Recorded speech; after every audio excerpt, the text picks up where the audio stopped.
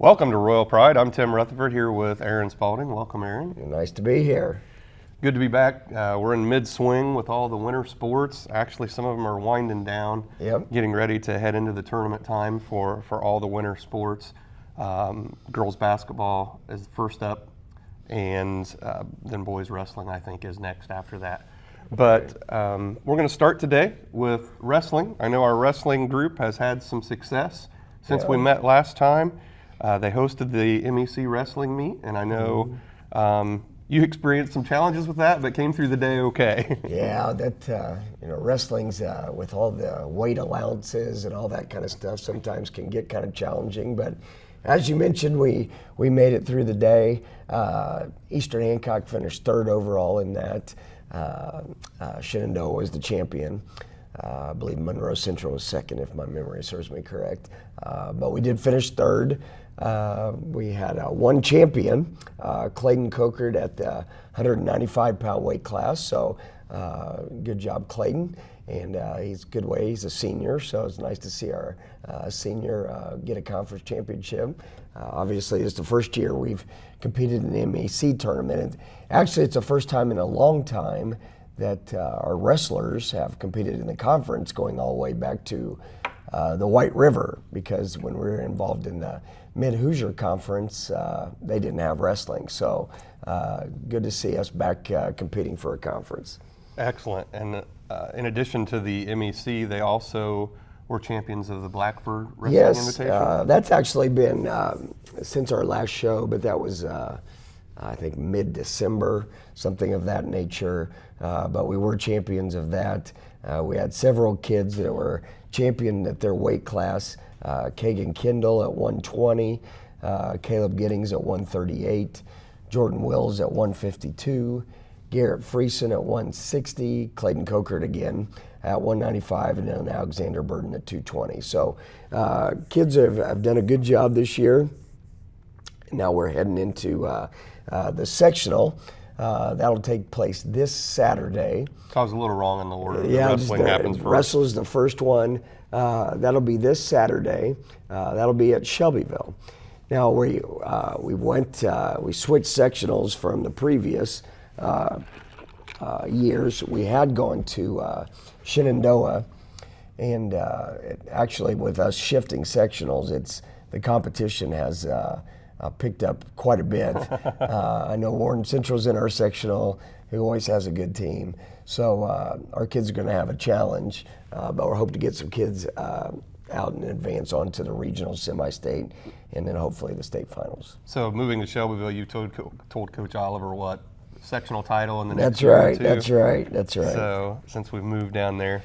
So obviously they've got a big weekend ahead of them. Hopefully we have some success, and if the team can get out, that'd be great. If not, hopefully we'll advance some individual members as well. Yeah, and just to refresh the audience's memory, wrestling a little bit different than other sports. You take the top 4 out of each weight class advance on, so they'll have the opportunity. You don't necessarily have to be the sectional champ to win. If you finish in the top 4, then you advance on to the next round. Excellent. We're going to move it into the pool, and like usual, last year we were talking about records every month, and not unusual this year. We're going to talk about some records that were broken as well. The boys and girls swim teams have both had some success so far in the season. The boys have really had a great year. They've won 2 invitationals earlier in the year. They won the Lawrenceburg Invitational. That was in earlier, and then they've won our own Eastern Hancock Invitational. So they brought home 2 championships. They've had several records fall. The swim team has kind of advanced enough to we're not seeing records fall every meet like we were for a while, but still several on the boys' side. Chris Walden, the 100 backstroke, has broken a record this year at 59.6 seconds. The 200 medley relay team, that team consists of Walden, Henderson, Coffin, and Harris. I believe they've broken that record 2 or 3 times this year. I think the last time was by 4 seconds, and that was 154.28. And then Chris Walden in the 200 individual medley has set it with a 2:11.09. Got a couple seniors, Chris Walden, who holds a lot of those records as a senior. Elijah Harris, also been a great swimmer for us, has done a nice job too. Unfortunately, last night with the weather, last night was scheduled to be our senior night at our place, but with the nasty weather we had yesterday, that got canceled. And because the girls are moving to sectional, we won't be able to have that. So they're going to do a kind of an inter-squad senior night tomorrow night, Friday, January 26th. So anyway, and then their sectional is still a couple weeks away. Their section, both the girls and the boys, is at New Pal, but it's February 15th and the 17th. So they got a little bit of time coming up before they move into the sectional. And the way the sectional works in swimming is they have prelims on the 15th, and then they have to be in the top 8, I believe. I think it's the top 8 to move on, and it's a Thursday, Saturday deal. And swimming's also a little different. There's just sectional than state. So there's not advancing on to regional, semi-state, those types of things. So that's how swimming is different than even the other individual sports. Excellent. And you mentioned the girls team. They did have a second place finish at Lawrenceburg and the Eastern Yes, Hancock in the same 2 invitationals, they finished second. They've been solid this year. They have a lot of kind of youth, and I mean by youth, I mean kids who have either new to the pool or young kids, freshmen. But they do have a few seniors I do want to mention. Audrey Effing, Tatum Profit, and Savannah Allen are all seniors, and they've been really solid this year. Maybe not the records that the boys' side have done, but they've been really solid. The sectional for them is next week. So on Thursday will be the prelims. If my memory serves me correct, what is that? February 1st, if my calendar is correct in my head. And then they'll have the finals on Saturday. Excellent. Well, good luck to both at the sectional. We're going to take a quick break here on Royal Pride. When we come back, we're going to talk about basketball.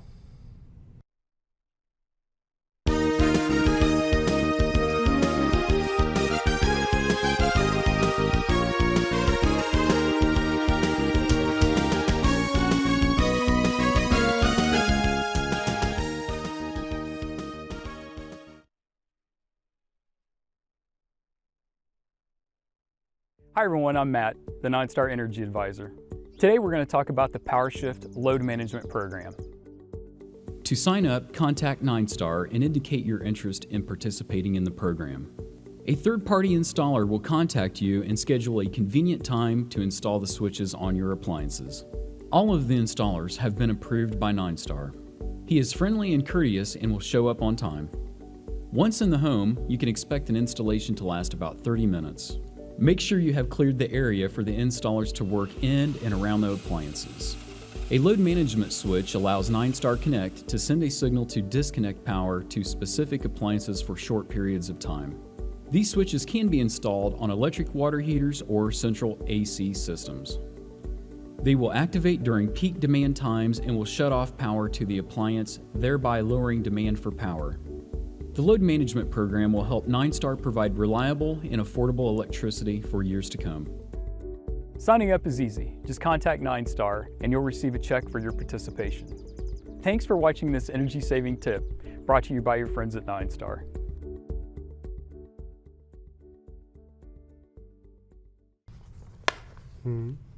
Welcome back to Royal Pride, and we're going to move on to the hardwood. We're going to start with the girls. They're approaching their sectional. They've had some success this year. They're above 500 in the new conference, and have had some good games, and are looking forward to getting into the sectional. I know the draw's out, and they got a decent draw again. So it's a young team. We lost several seniors last year, major contributors. So they have a young team. They're playing some. They do have a couple seniors, Liberty Durham and Bailey Allen, but then they're playing a couple juniors, a couple sophomores, a couple freshmen. So they're a young team, but they've Coach Dowd has done a nice job with them. They're 13-8. 5-4 in the conference. So they've been very solid for a young team. And as you mentioned, they're heading into the sectional. Their final regular season game of the year is tonight, as they'll travel over to Tri, take on the Titans, and then they'll move into the sectional next Tuesday. They drew Irvington Prep, so they'll take on the Ravens. They're on Tuesday night. The sectional is at Triton Central High School. Should they happen to beat Irvington Prep, then they'd run into Shenandoah on Friday, who drew the bye. And then on the other side of the bracket, the heavy favorite would be the host, Triton Central. So, but last year, Triton Central was a heavy favorite, and we managed to win the sectional. So, hopefully, we can have a repeat. Yeah, that'd be great. So, and especially since it's down there at Triton Central, That's that'd right. be even sweeter. So, we've had you mentioned a couple seniors, couple sophomores, couple juniors. Your leading scorer for the girls, Jenna Smith. She's just under double digits, and she's also leading in rebounding, though. Yes, Jenna's a junior. Our two leading scorers are both juniors, Jenna Smith and Haley Best. So obviously that bodes well for next year. But Jenna's averaging about 9.7 points a game. Our leading rebounder, a little over 8 a game. So she's been real solid for us inside. Haley Best, as I mentioned, also a junior. She's our point guard. She's averaging a little over 8 a game. She also leads the team in steals. And just, I believe it was last Thursday, something like that, Thursday, Tuesday, with a three-pointer made there. She became the all-time leader in three-point field goals made. So as a junior, she's got a chance to really probably put a stranglehold on that record going forward, but done a great job for us. I mentioned a couple seniors. Liberty Durham has just been really solid for us throughout her career. She leads the team in assists with just under 2 a game. Liberty was a major contributor on the team that made it to the final game of the regional last year. And our other senior, Bailey Allen, now she's battled injuries all year this year, really struggled. But she is now back and playing. She was another big contributor to our regional team last year, and has managed to fight through enough injuries where she's back and playing. So hopefully we can get all the cylinders going heading into the sectional. And I know Haley Best's role has changed a little bit this year, as she's primarily the point guard. Yeah. So hasn't been shooting it as much as she would have in the past because of the role change. Yeah, she's been our primary ball handler this year, but did a nice job with it. And like I said, hopefully we'll keep her rolling heading into the sectional. Excellent. Well, good luck to the ladies next week at sectional. We're going to move over to the boys' side. The boys are currently 11-3. We've won our last 3. Currently tied for first in the MEC, which means if they win out, then they will be co-conference champs at a minimum. Yep. They, like I said, we've won 11-3 so far. Won our first 7 games. Then kind of in the middle of the year, kind of a couple hiccups here and there. Lost a couple 1 possession games. But have rebounded nicely since then. As you mentioned, won winners of the last 3. This past weekend, I was particularly pleased with the team because we played 2 really good teams in the conference. Probably 2 of the top 4 teams in the conference, in Monroe Central, who had one of the leading scorers in the state on Friday, and we were playing at their place. And managed to go over there and get a double-digit win. And the young man, Israel Nash, from Monroe Central, had been averaging about a little under 28 points a game, held him to 13, did a nice job, and then came back on Saturday night and played Shenandoah, who was undefeated in the conference, heading into Saturday night's play, and just a real good veteran team. We're able to beat them 55-47. Kids did a nice job. I think we had maybe 7 turnovers on the evening, so anytime you can be in single-digit turnovers, you have a good night. So really good things. As you mentioned, we're 5-1 in the conference. We have 3 games Left in the conference, we've got Blue River, whose overall record's not strong, but they're one of those sneaky teams. They beat Wapahonee, and that's Wapahonee's only loss in the conference. So we got to be conscious of that. Then we have Cowan, who's got a big young kid. We have them on sectional, girls sectional Saturday, so that'll be an afternoon game at our place, and then Union Modoc would be our last conference game. So the boys have done a nice job. That's been one of our goals this year, is to compete for that conference, and hopefully we can finish that out.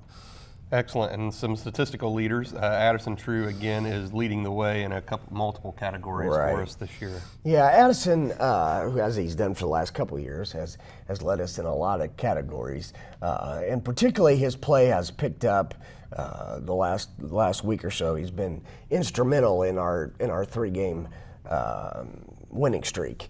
He's averaging a little over 19 points a game, about 8.5 rebounds a game. Just under 3 assists a game, and just under 3 steals a game. So,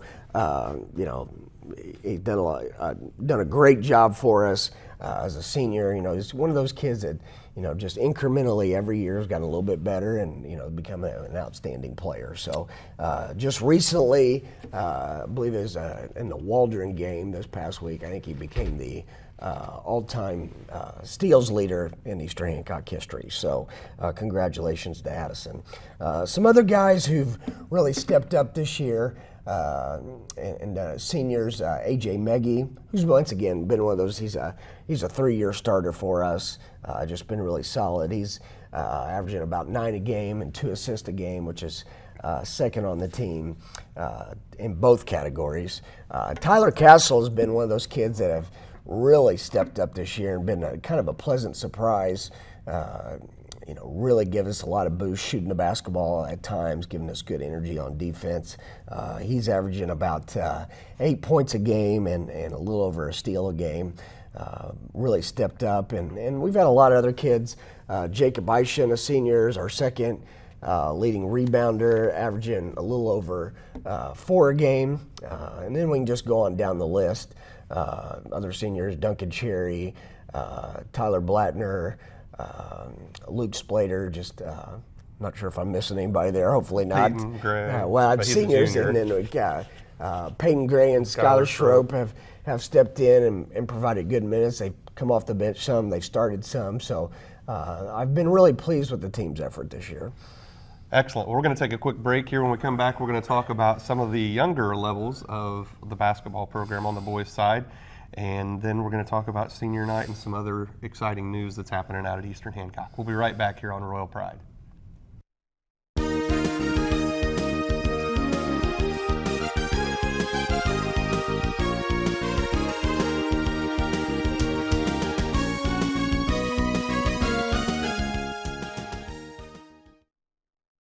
Hi everyone, I'm Matt, the Ninestar Energy Advisor. Today I'll be talking about window coverings. Window coverings are a great way to help manage your heating and cooling costs. Beyond this, you can also save on lighting costs by taking advantage of natural lighting in your home. Install window coverings that are easy to operate so you can simply open or close the coverings with changing weather conditions. Blinds or louvers can help manage direct sunlight. Insulated curtains or heavy materials can have an insulating advantage as well.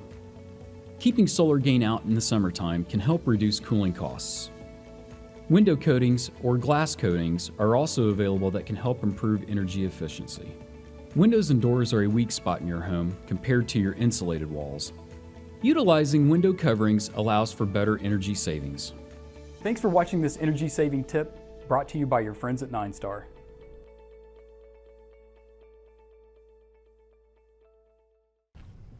Welcome back to Royal Pride, and before we move on, we're going to talk a little bit about the lower levels of the boys basketball program.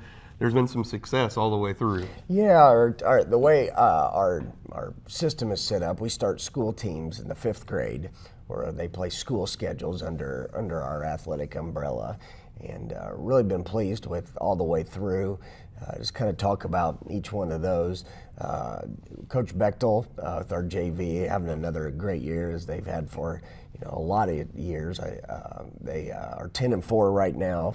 Lost a heartbreaker to Shenandoah last Saturday night. That was I think Shenandoah's JV might have been undefeated, I believe, but I guess they still would be, but just lost by, I think, was it 1 or 2? It was 3. We Three. missed 3 Okay, 4 so threes that would have tied it. made a valiant comeback and just couldn't quite get over the hump, but they're having a great year. Our C team, under the direction of Coach Paxton, who always does a great job with those kids. C team is a terminology. It's made up mostly of freshmen, but there are some sophomores on that team as well. They're 7-6 right now, but certainly want to point out that they've won 6 of their last 7. So they were at 1.1-5, improved greatly over the year. Coach has done a great job, as I mentioned, won 6 of 7 now. They had this Saturday, they will be playing at the EH Invitational, which will end their season. We will play Knightstown in the opening round, and then in the other bracket, I believe, is LaPel and Cambridge City. So hopefully we can finish the season with the championship there, but that'll be this Saturday. Our 8th grade basketball team, Coach Clayton Schultz, is they're 15-2. Their county, as will the 7th grade county, is a week from Saturday. Not this Saturday, but next. So that'll be February 3rd. They'll be playing Doe Creek, both the 8th grade and the 7th grade. So hopefully can compete for that county title. The 7th grade is 16-2. They've played one more game because Seton Catholic didn't have enough for an 8th grade team this year. So both those teams doing outstanding. Our 6th grade team, let me mention Jake Hicks is our 7th grade coach. Our 6th grade team, under the direction of Coach Mike Hill and Jason Effing, they are now 6-1. And then our 5th grade team, coaches are Mike Womack and Eric Schilling. They're 4-3. So really proud of all our school teams.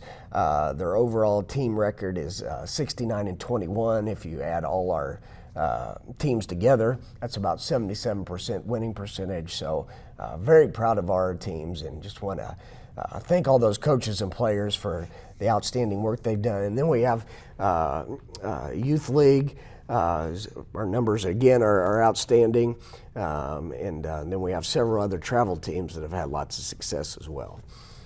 Yeah, we're over almost 150 young people between K through 6, so Yeah. that's it's a good problem to have. Yep, and but it makes a headache for you since Yes. you're our youth league director. Well, and gym space becomes a real issue Yes, because you got to have more teams and more practice time. And Absolutely. so, but again, thanks to all those coaches, because if it wasn't for parents that stepped up and coached in the youth league, we wouldn't be able to do that either. Absolutely. So we have a total in the youth leagues of 16 teams between Yep. kindergarten and 6th grade, and that's just our internal league. So that's 32 coaches that we need. So thank you to all of those as well. You mentioned Jake Hicks. I know he has some new duties at Eastern Hancock, not just the 7th grade coach, but Yeah, Jake, give you a little background on Jake Hicks. Jake played, I believe he was a 2013 graduate, if my memory serves me correct. Outstanding football player for us. Went on to play some college football at Olivet Nazarene, which is my alma mater. So he went there and played a couple years there. Came back and is finishing his degree at IUPUI. He also played basketball for us. But he is finishing his degree in sports management, so he is interning with us in the athletic office. So that means he does all the jobs that we don't want to do. So, but He's your anyway, whipping boy, is that's that what you're right. saying? Jake, I wanted to thank Jake for his work. He's done just kind of doing whatever we need.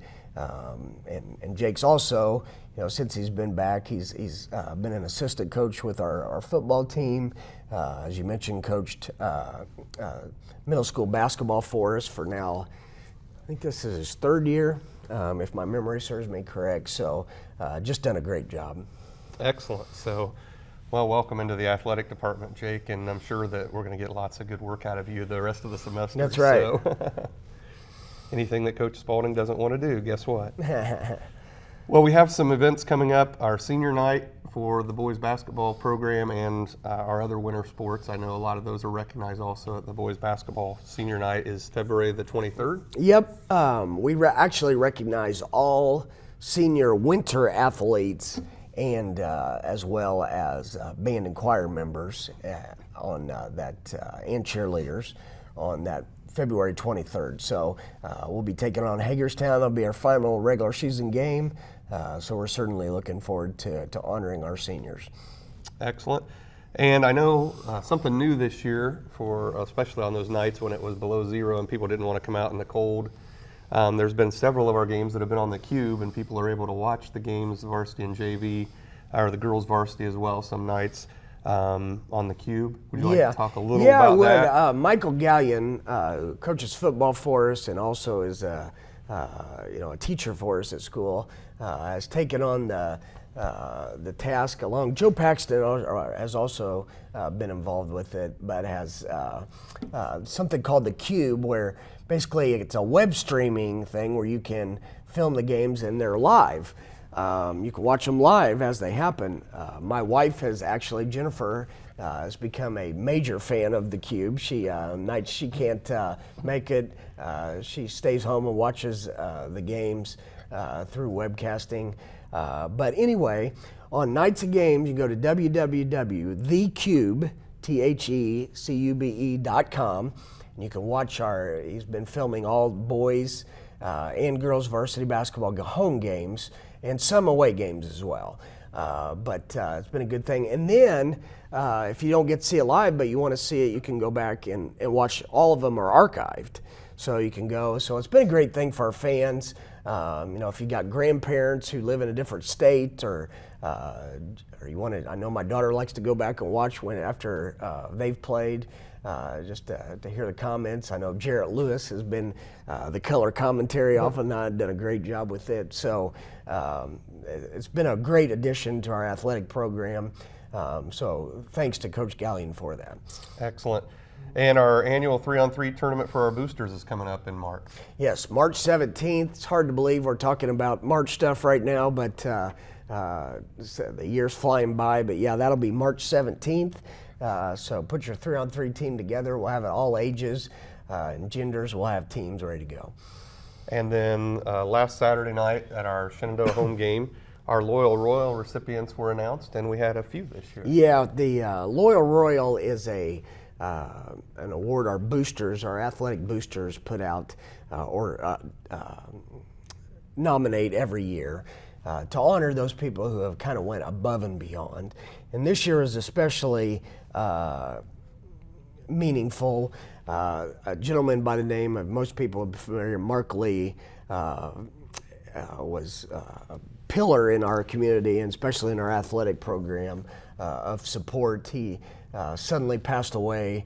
It's been a while back now, so it's almost been, I think, 2 years. It's been over a year. It's been well over a year. But anyway, we honored him and his wife, Chris, as Loyal Royals. Obviously, we would have liked to have done that for Mark when he was alive, but we wanted to give him the recognition. And then another gentleman who's been a great, just whatever we need, a parent, Jeff Meggie, has been a great addition or worker in our community athletically. He was honored as well. All of those have been big supporters of the athletic program, not just basketball, but all the athletic programs at Eastern Hancock, and we appreciate all they've done for us. Well, that's going to be it for Royal Pride this month. We'll be back next month, and we'll be catching you up on how everybody's done in the tournament. So we'll see you next month on Royal Pride.